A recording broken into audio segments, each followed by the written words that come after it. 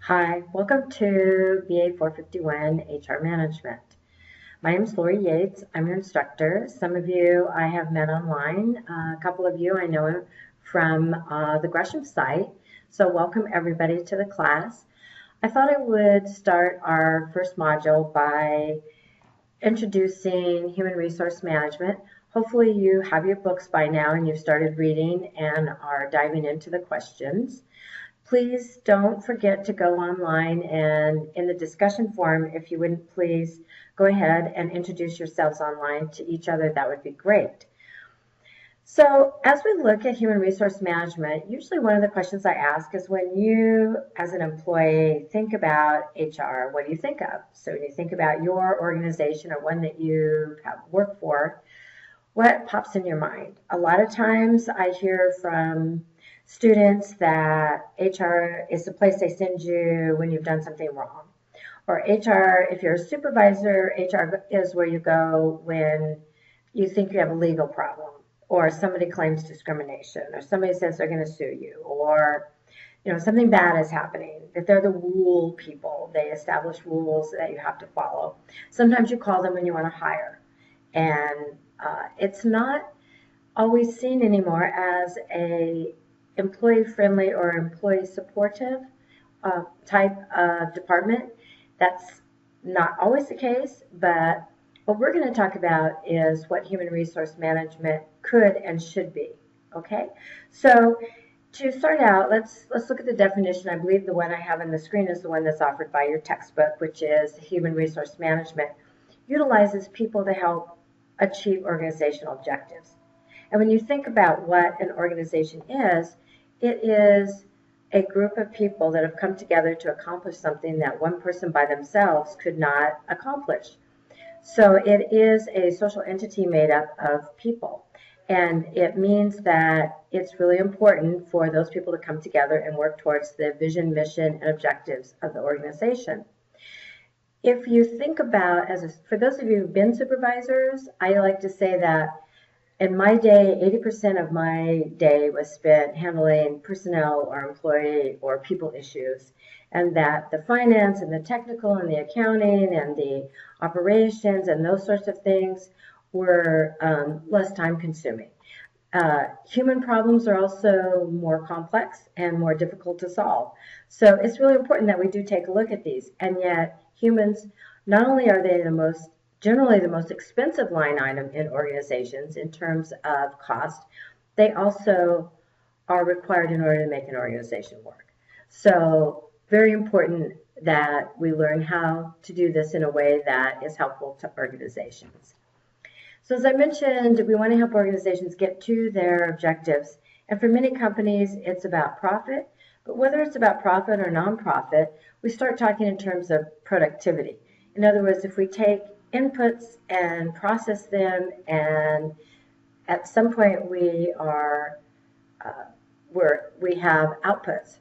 And it's how successful we are in getting from the inputs to the outputs. So when we think about successful organizations, they're usually measured in terms of two ways. One is effectiveness and one is efficiency. Effectiveness means that we're meeting our objectives, that we're marching in the right direction, that we're actually working, the things that we are doing are helping us strive and get to our vision, our mission, or our goals. Efficiency means that efficiency is not about cost cutting. It's not about saving money. It can include that, but it's really about quality control. And it's about a very important use of resources. So it's matching resources well and getting the most out of your resources. So the important thing to remember in terms of viable and organizations is that they're both effective, doing what they need to be doing, and efficient, in other words, very a good use of resources. And we know that in most of our classes we talk about the challenges of the 21st century, and we used to talk about as we enter the 21st century. But we really are in the second decade, and we're halfway through the second decade. So we've had a chance to really study what's happening around us. And we can see that the changing migration of peoples, we can see that there's much more diversity in our workforces.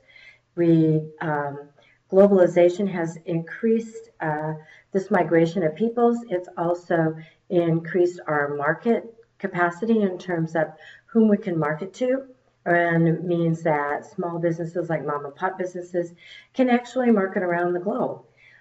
Technology has been the driving force of this move in globalization and the shrinking world, which is continuing at a very rapid pace, meaning that organizations need to learn to adapt and adapt well. We also have a lot of outside stakeholders involved in many of our organizations with government regulations. I came out of healthcare as my last industry I was in. Before that, I was in banking. Both have a very high level of government regulation. Your book has this particular diagram in it, which I also wanted to point out that there's a theme in our class that you'll hear on and off, that there are actually two aspects to HRM. One is the very technical part, the other is a strategic aspect. When we think of the technical part, that's really when we think about applying laws and rules and regulations and wage and hour, workers' comp law, discrimination law, those sorts of things. The paperwork, the forms, the reporting that we have to do. The strategic aspect is really about using people in an organization as a strategic competitive advantage. And that is a completely different aspect. And when we talk about training and development, we'll get much more into the strategic aspect of HR. The goal then is, again, to use humans within an organization to further the purpose of the organization. One thing that we have found in our study is that developing what's called high-performance work systems are an excellent way to do this. It's a fairly new approach to organizations. It's typically you see it in organizations that need to be innovative, adapt to their environment, particularly a changing environment. You'll see that they have fewer or less structure, fewer layers of management. Employees are more empowered to drive their work tasks and jobs and make judgment calls. They're given more training. They tend to be able to make more decisions and are far more involved in clients or customers. And again, this is another idea that we'll develop as we go through the class. So in order to bring these things together, we know that in organizations, a really important driving force is the organizational culture. So when we think of culture, we think about the way we do things around here. It's sort of the personality of the organization. The definition that you'll see on your screen and in your book talks about shared values, beliefs, and assumptions about behavior. So what's appropriate behavior? When you think about it, even on a personal level, we have different behaviors when we're in the classroom than we do when we're sitting at home in front of the screen watching a football game, or if we're in our car singing to ourselves or whatever. We have different languages depending on the activity we're involved in and that sort of thing. Same thing with organizations. Organizations have a sort of some rules of engagement. Some are written in your employee handbook. Some are codified so that you know their appropriate procedures for things. Others are less evident. You watch and listen to see what those are. And that's how you know how what's valued in an organization. What gets people promoted? What things are considered helpful behavior? What things are taboo? That sort of thing. So culture is very strong. It tends to permeate the entire organization, and it should be in alignment with your strategy. One way to affect all of this is to measure what your organization is doing. And I don't know if many of you are familiar with the balanced scorecard. It's a fairly well-known measurement tool that's used in a lot of organizations. It's been around for a couple of decades, and it's often used in organizations that are service organizations because you can see the 4 areas that it really emphasizes, particularly financial. Whether you're profit or nonprofit, the idea is to bring in money, whether it's to distribute to the owners or to contribute to the cause. You still want to have a positive bottom line. It also has a strong emphasis on the customer, internal business perspective, how we do things internally, and then the learning and growth is how we develop our employees to become part of the competitive advantage to serve these other aspects. And so we want to make sure that we set some targets and goals and that we measure those, because we learn that as we are in organizations that we tend to value what we measure. And if, for instance, you have a code of ethics that talks about how much an organization values honesty, but you reward your sales team who uses ethically questionable practices, then which message is received by employees? So here's a kind of a picture. This is just a graphic of the same type of measurement tool, the balanced scorecard that we were just talking about. The last section of your reading for this module is really on the legal environment and diversity in organizations. I'm not going to spend a lot of time on this because I think your book does an excellent job of walking through all of this. There are a number of landmark and important human resource legislation that you will want to become familiar with. What I think is most important as you go through these is that you learn that they're out there, the broad strokes about them, the major do's and don'ts, and in terms of the details, know where you can go look those up. Some of these have been around for a while, but they are tested in the courts, and so their interpretation changes over time. So it's important to stay up to date. One of the things I hear about when I do ask students about HR is this idea of avoiding lawsuits or keeping them out of trouble, keeping companies out of trouble. And when we think about the legal environment, it is a big aspect of HR management, that we need to avoid any legal, ethical, social problems with employees and those even outside the internal workings of the organization that affect it. So it's not just a matter of avoiding a bad situation in terms of a costly situation to the organization, but also providing an environment that's positive and less stressful that employees can be productive in. As you go through the legislation, you're going to be looking at words that talk a lot about discrimination. So keep in mind that there's discrimination, but there's also illegal discrimination. It's the illegal discrimination that the laws are focused on. Discrimination in and of itself is not illegal, not necessarily. It depends. It is perfectly legal to discriminate in certain cases. So there's a definition here on the screen that is really about distinctions between different groups or particularly of people, or that you have somehow made distinctions between. So you could think that you could be discriminated against people who wear yellow shirts versus people who wear red shirts. And that's perfectly legal because there is no statute that says you can't discriminate against colors of shirts. However, illegal discrimination is a problem, and the key phrase here to remember is that this is in regards to a protected class. So a protected class is a group of people that is protected under the law, and it's based on their membership in an identifiable group. So that's what you really want to focus on, is remember, discrimination in and of itself is not illegal. It needs to be discrimination of a protected class. Your book likes to point out it has a way of trying to remember how to apply these laws.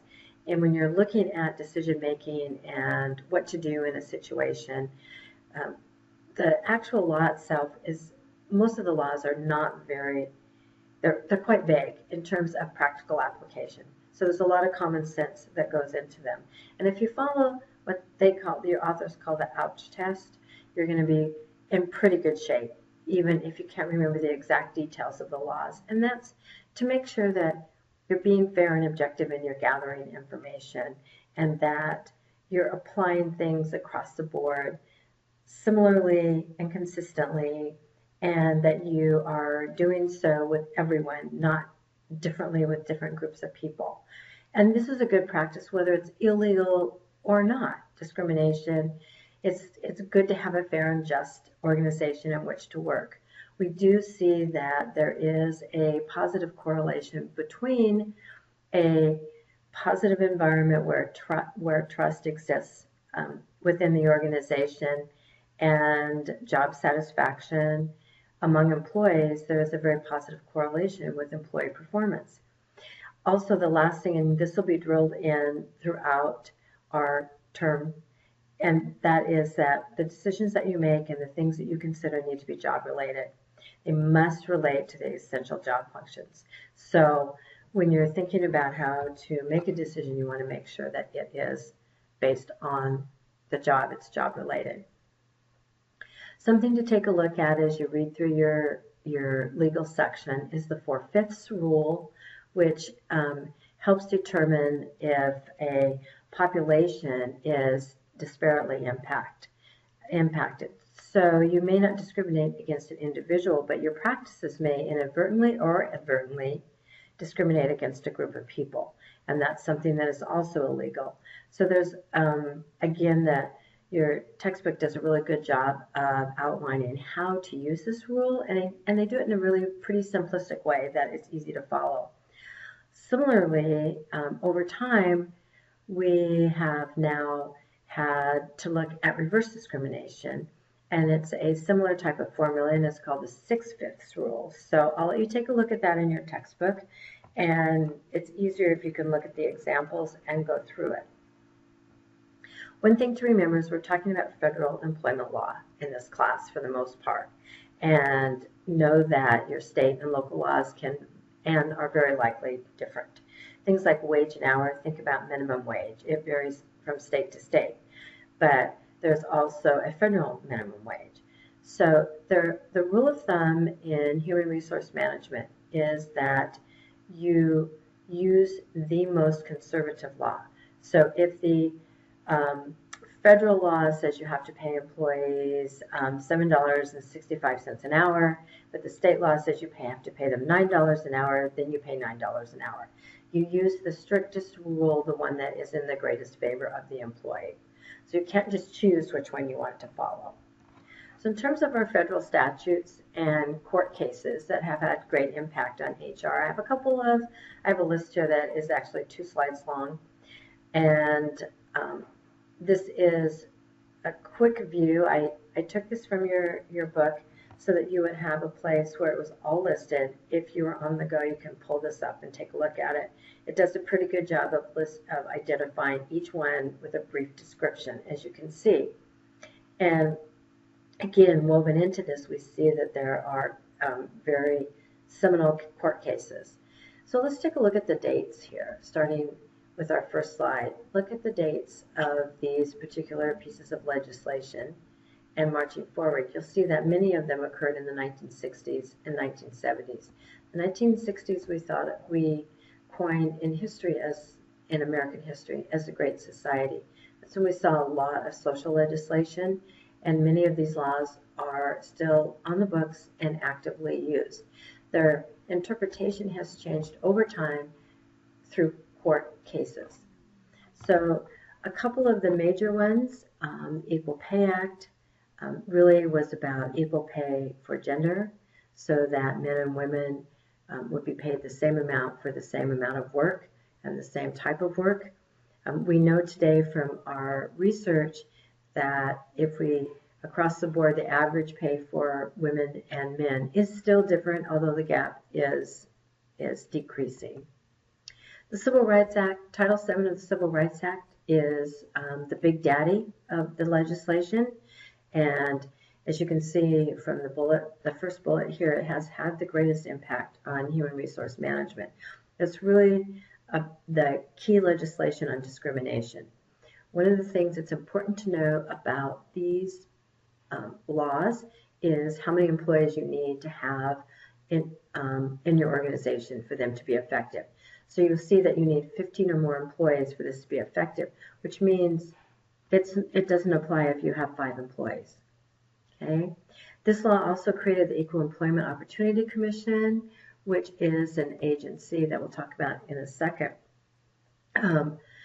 Title VII, as I mentioned, is your major piece of legislation for discrimination.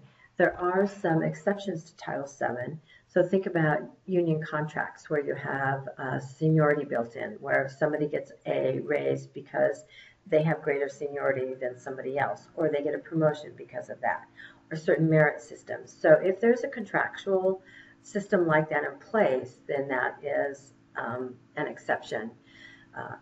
Also, there is something we called BFOQ, or bona fide occupational qualification. This is something that is critical to the actual performance of the job. So for instance, in medicine, to hire a physician, they have to be legally licensed to practice medicine. They have to hold a medical license. So that's considered a bona fide occupational qualification. So if you hired somebody, if you didn't hire someone in a protected class, it would be okay as long as they didn't meet that qualification. So another thing is testing or educational requirements. So for instance, you may have a certain test that you have to pass in terms of firefighting or police or other industries, and those are acceptable. And I mentioned the EEOC is the agency that will actually look at cases and decide whether or not they want to take them on. It's the government agency that will pursue a legal action against a company or organization. You can see from the bottom of the slide that it actually files very few suits in terms of the volume of claims that it gets and charges. So part of that is the sheer volume that they get. And so you can see from the decision making above that they look at actually the impact of the potential legal action and whether or not it's a first offender or if this is an employer that they've had multiple complaints about, that sort of thing. So there's a lot that goes into whether or not a decision is made. If a lot of people think that if they have been discriminated against, they can just report it to the EEOC and the EEOC will step in and sue their employer, and that is not necessarily the case. You yourself can do so, but to have the government do it on your behalf is a different thing. The ADA, or the American Disabilities Act, is another very large encompassing act that has had a big impact on organizations. As you can see, it's only 24 years old, so it's much newer than some of the others. There are a lot of moving parts here. One of the things that's important is that employers are required to make accommodations, but they're required to make reasonable accommodations. And so that's where your interpretation of the law comes in. What is reasonable? And again, we look at years and years of court cases to help define what those things mean. Religious discrimination is something that we'll continue to talk about throughout the term. It's becoming more and more apparent as we have a greater and greater diverse population of folks working in companies and organizations. And again, it's employers are required to make reasonable accommodations. And again, we have that word reasonable. And so, as a manager, what does that mean? And as a company, and knowing that you have to be able to defend that in court. So again, here are the guidelines, and you have to make these accommodations unless it results in a hardship. Well, again, what is a hardship? Is a hardship that you had to pay somebody else overtime, or is a hardship that it costs you millions of dollars for some reason? So we have to really use, a lot of common sense. There's some things that we can do in terms of many of these accommodations, and particularly with religious accommodations, because they often mean time off or scheduling or that sort of thing.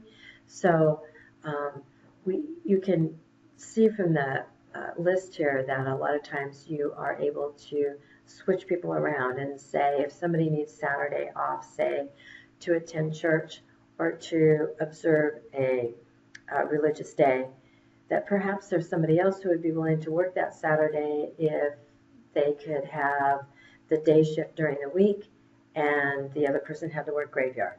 So it's a trade-off, and hopefully there are folks that you can move around and make that happen. And again, that's not always the case, but we want to look for those kinds of accommodations. Sexual harassment is a very, very difficult topic because it means different things to different people. And there, as you can see on the screen, there are two types: quid pro quo and hostile work environment.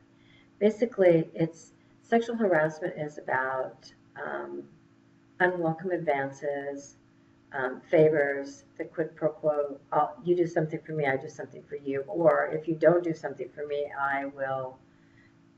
it will result in a behavior that you won't like you won't get promoted or whatever. So the other aspect is the hostile work environment, and it talks about an offensive work environment. And again, how do we define offensive? And we have to look at court cases and how the law has been applied and use common sense. So the quid pro quo, as I mentioned, is if you do something for me, I will do something for you, or vice versa. And again, one thing that we should remember is that sexual harassment is not just male to female. It can be same sex, it can be female to male. It usually involves a position of power of one person over another. The hostile work environment is that an employee perceives that their environment is hostile and they feel that it interferes with their work and their ability to perform their work. And that is an individual thing. So it's, again, difficult to figure out what is appropriate and what is not appropriate. So here's the definition based on the EEOC on sexual harassment. So it gives you a little bit more detail and a little bit better idea of how you might interpret the law and be able to apply it in the workplace. But just remember that as an employer, you're responsible for the actions of your supervisors and also your employees. If your employees are sexually harassing other employees and you're aware of it and don't take care of it, you are liable. You can also be liable for sexual harassment from outsiders. So for instance, if you're in a healthcare situation with clinical practice and a patient comes in and they sexually harass or stalk an employee, that's something that the employer, once made aware of it, is responsible for taking care of. So the best thing is to not ignore complaints, but to deal with it quickly, fairly, justly, and attempt to find the most appropriate action possible. Lastly, we can be aware that we have a history of something called affirmative action programs. Right now, you'll typically see affirmative action mostly within organizations that have government contracts where they can designate that a certain proportion of the firm's employees must come from certain groups, and so minorities, gender, that sort of thing. And there are pros and cons to both. Some of the reasons why we haven't acted for affirmative action. In the past, when the discrimination laws were first put into place, affirmative action was something that was applied when a company was found guilty of discrimination. Then sometimes they had to initiate affirmative action. Now it's more seen with government agencies. So the reasoning behind it is really to overcome past injustices and kind of rebalance the system that's maybe become less equal. But and you can see some of the other reasons behind it. We're talking not about quotas. We're talking about actually a more positive action towards rebalancing.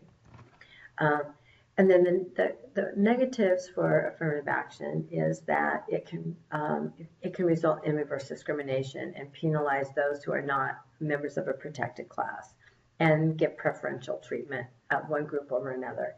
And so it can create some negative feelings and then have almost a backlash to those in the protected class that it's trying to help with affirmative action.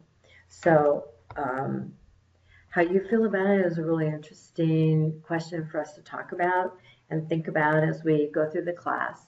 And we're coming here to the end of this lecture piece, and I hope it's been helpful. We're in the beginning of the term, so there are 5 modules. This is module 1, and looking ahead, you don't have any deliverables or assignments in this particular module except the discussion board. There are 2 discussion board questions that are graded. There's a rubric for grading that you should be able to see. Also, there are very specific instructions in terms of dates and when and how you need to post those answers to the discussion board. Give them some thought and spend some time on them. If you are making simple answers like I agree with Sally, good answer, those are not gradable discussion posts because they don't really add anything to the discussion. So be thoughtful in your answers, meet the deadlines. Late postings are not assigned grading points, so you must post within the module because we as a community of learners, we're going to move forward together. And if you're not with us, then we're not learning from you and you're not learning from us. If you have any questions, I hope that you will not hesitate in contacting me. Email is probably the best way to reach me, although if you click on the tab Instructor Information on Blackboard, you'll see my cell phone is there, my office phone is there. I am located in Gresham, which is outside Portland. If you're local, feel free to swing by. I'm going to set up some virtual office hours as well for us so that we can do some hangouts. If you have questions, you can pop in or just chat or say hi. That'd be great. And so watch for information on that. So thank you for your attention. And again, if you have questions, stay in touch and I will see you online.